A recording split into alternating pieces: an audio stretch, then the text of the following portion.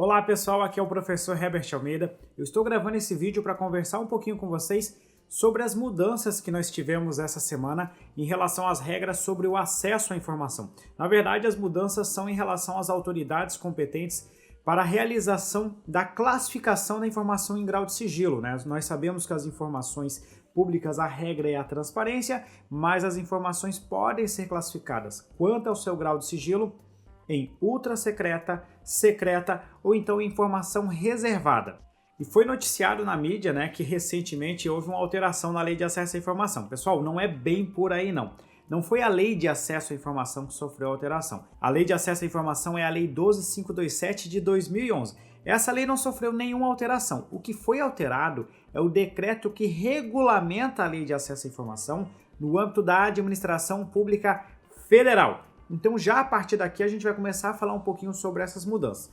Na verdade, o decreto fez uma série de alterações que não nos interessam tanto assim, porque a maioria das alterações são basicamente atualização desse decreto em relação à nova estrutura do Poder Executivo Federal.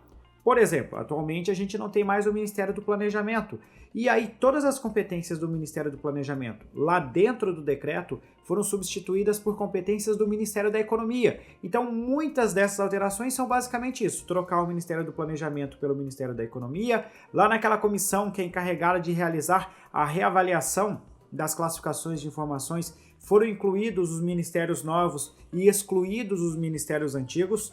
Então, boa parte das alterações não tem uma finalidade tão prática assim. No entanto, a principal mudança trata da possibilidade de delegação da competência para classificar as informações quanto ao grau de sigilo. E é sobre esse ponto que nós já vamos para a tela para começar a falar um pouquinho. Então, já de olho no quadro, eu tenho aqui basicamente trazendo para vocês o que foi mudado. Bom, primeiro ponto que foi alterado foi o decreto da lei que regulamenta a Lei de Acesso à Informação, que é o decreto 7724 de 2012. As alterações elas foram promovidas pelo decreto 9690 de 2019, decreto fresquinho, novinho, né, que já está aí trazendo essas mudanças. Pessoal, essas alterações elas somente se aplicam ao âmbito do Poder Executivo Federal. Se eu estou falando em Poder Executivo Federal, então quer dizer que esse decreto ele não se aplica aos demais poderes, por exemplo, não se aplica ao Poder Legislativo, também não se aplica ao Poder Judiciário, não se aplicam àqueles órgãos autônomos, né, que não fazem parte especificamente da estrutura de nenhum dos poderes, como o Ministério Público da União e o Tribunal de Contas da União. E também não se aplica aos demais entes da federação. Então não se aplica aos estados, não se aplica ao Distrito Federal e também não se aplica aos municípios. Pessoal, isso é muito importante porque a gente acaba restringindo muito o alcance desse decreto. Teve aluno que já veio nos perguntar lá nos cursos, professor, quando que você vai fazer a atualização do nosso curso em relação às mudanças sobre o acesso à informação? Aí eu já respondi ao aluno, olha, no seu caso a gente não vai fazer nenhuma alteração no curso porque esse decreto aqui só se aplica ao âmbito do Poder Executivo Federal. E eu lembro para vocês que a Lei de Acesso à Informação, por outro lado, acaba se aplicando a todos os entes da federação. Então, olha só, enquanto a Lei de Acesso à Informação se aplica a todo mundo, o decreto que está regulamentando aqui, esse decreto que teve algumas alterações, é somente para o Poder Executivo Federal. Então, por isso que para a maior parte dos concursos não vai ter nenhuma implicância em relação a essas mudanças. Mas agora eu vou colocar no quadro para conversar com vocês especificamente o que efetivamente foi alterado. Então, dá uma olhadinha na nossa tela. Essa tabelinha aqui faz uma comparação da redação antiga do decreto que regulamenta a Lei de Acesso à Informação, o artigo 30 dele. Esse artigo ele tem uma série de parágrafos, mas basicamente as alterações se concentram em 4 parágrafos. Dá uma olhadinha no parágrafo primeiro para a gente ver aqui onde teve a mudança mais substancial. O decreto dizia o seguinte, é vedada a delegação de classificação nos graus de sigilo ultra secreto ou secreto. O interessante é que o decreto vedava essa delegação, mas a Lei de Acesso à Informação não trazia essa vedação. Ou seja, a Lei de Acesso à Informação permitia que essa competência fosse delegada, ao passo que o decreto que regulamenta a Lei de Acesso à Informação trazia a vedação em relação ao grau ultra secreto e também secreto. Quanto ao grau reservado, era possível já, desde antes da alteração, era possível fazer a delegação. Na nova redação consta que é permitida a delegação da competência de classificação no grau ultra secreto pelas autoridades que têm a competência originária, daqui a pouco eu vou trazer isso aqui para vocês, aos ocupantes dos cargos em comissão de grupo DAS, que é direção, chefia e assessoramento, de nível 101.6 ou superior, ou ainda de hierarquia equivalente. Além disso, ele permitiu a delegação para as autoridades ou para os dirigentes máximos das autarquias, fundações públicas, empresas públicas e sociedades de economia mista e trouxe aqui a vedação quanto à subdelegação dessa atribuição. O parágrafo 2º permitiu a delegação da competência para classificar informação em grau secreto, permitindo a delegação pelas autoridades que têm a competência originária para os ocupantes de cargo em comissão de grupo DAS nível 101.5 ou superior, ou então de hierarquia equivalente. Indo para a tela seguinte, a gente vai começar a sistematizar o parágrafo 2º. O parágrafo 2º dizia assim, o dirigente máximo tal pode fazer a delegação do grau reservado para quem ocupa a função de direção, chefia, direção, comando ou chefia. E o parágrafo 3º vedava a subdelegação. Isso aqui, a redação do parágrafo 2º com o parágrafo 3º, foi juntada tudo no parágrafo 3º do novo.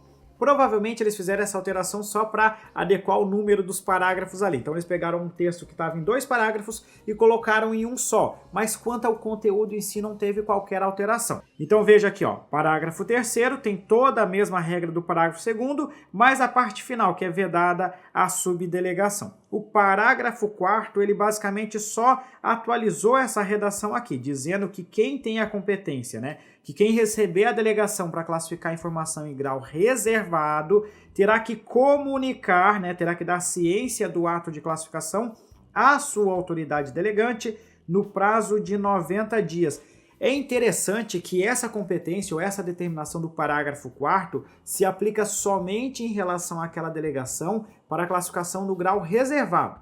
Aquelas duas que são novas do parágrafo 1º e do parágrafo 2º, não existe essa determinação que quem fizer a classificação comunique à autoridade delegante. Então, só para quem recebeu a delegação para o grau reservado, ou seja, o nível mais baixo, nesse caso, tem que fazer a comunicação para quem fez a delegação dentro do prazo aqui de 90 dias. Avançando mais um pouquinho, nós temos que analisar o seguinte. Olha, antes, como é que funcionava antes?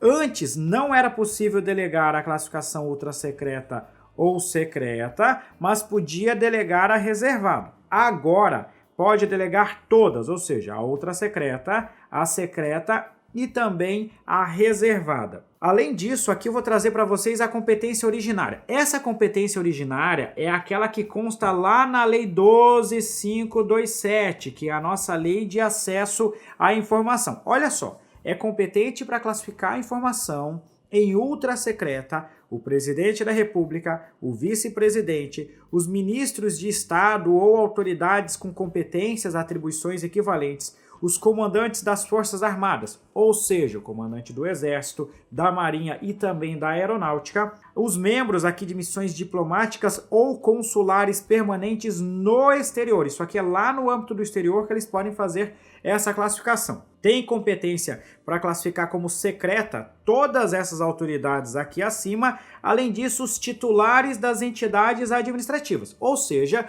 o dirigente máximo de uma autarquia, de uma fundação pública, de uma empresa pública ou então de uma sociedade de economia mista. E tem competência originária para classificar a informação como reservada todas essas autoridades acima e também os ocupantes de cargo em comissão de nível DAS 101.5 ou de nível superior ou equivalente.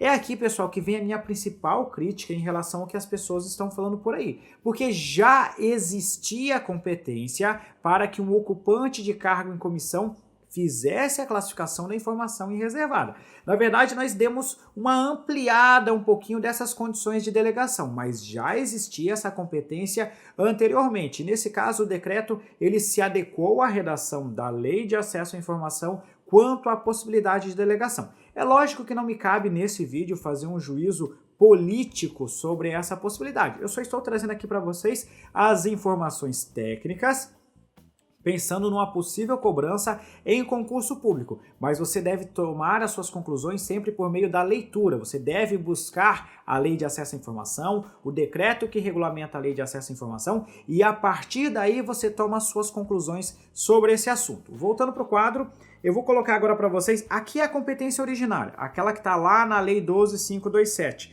E agora eu vou colocar como que vai ficar com a possibilidade de delegação, ou seja, quem pode receber a delegação? No caso da ultra secreta, é o ocupante de cargo em comissão de nível DAS 101.6 superior ou equivalente. Só para vocês terem uma ideia, o 101.6 é aquele nível basicamente máximo quando a gente fala de cargo em comissão. É basicamente aquela pessoa que despacha diretamente com os ministros de Estado. Então houve sim a possibilidade de delegação, mas não é qualquer cargo em comissão. É cargo em comissão de nível 101.6, equivalente ou ainda um nível superior, eventualmente, a isso aí. Também pode fazer a delegação para os dirigentes máximos de entidades administrativas.